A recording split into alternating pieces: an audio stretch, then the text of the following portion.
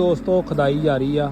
Tractor ਦਾ ਵੱਡਾ tyre ਵੀ ਨਜ਼ਰ ਆ ਗਿਆ ਵਾ ਔਰ ਥੱਲੇ ਵਾਲਾ ਟਾਇਰ ਵੀ ਨਜ਼ਰ ਆ ਗਿਆ ਵਾ ਔਰ ਇੱਧਰੋਂ ਲੇਜ਼ਰ ਦੀ ਤਰਪਾਈ ਉਹ ਵੀ ਥੱਲੇ ਨਿਕਲ ਗਈ ਆ। ਦੋ ਲੱਤਾਂ ਇਹਦੀਆਂ ਸਾਬਤ ਨਿਕਲੀਆਂ ਨੇ, ਇੱਕ ਲੱਤ ਜਿਹੜੀ ਆ ਉਹ ਟੁੱਟ ਗਈ ਆ।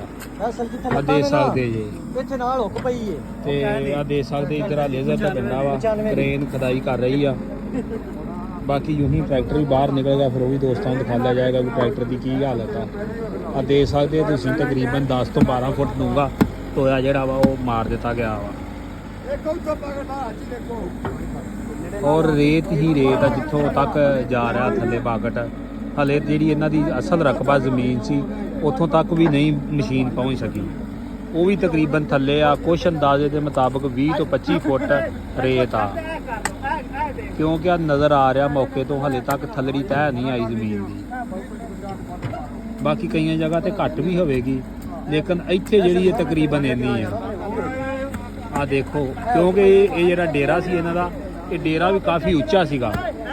ਆ ਦੇਖੋ ਆ ਟਰੈਕਟਰ ਦੇ ਟਾਇਰ ਆ ਕੋਈ ਹੋਰ ਚੀਜ਼ ਥੱਲਿਓਂ ਨਜ਼ਰ ਆ ਗਈ ਆ, ਉਹ ਵੀ ਦੇ ਕੱਢਣਾ ਦੇ ਸਕਦੇ ਤੁਸੀਂ। ਆ ਦੇਖੋ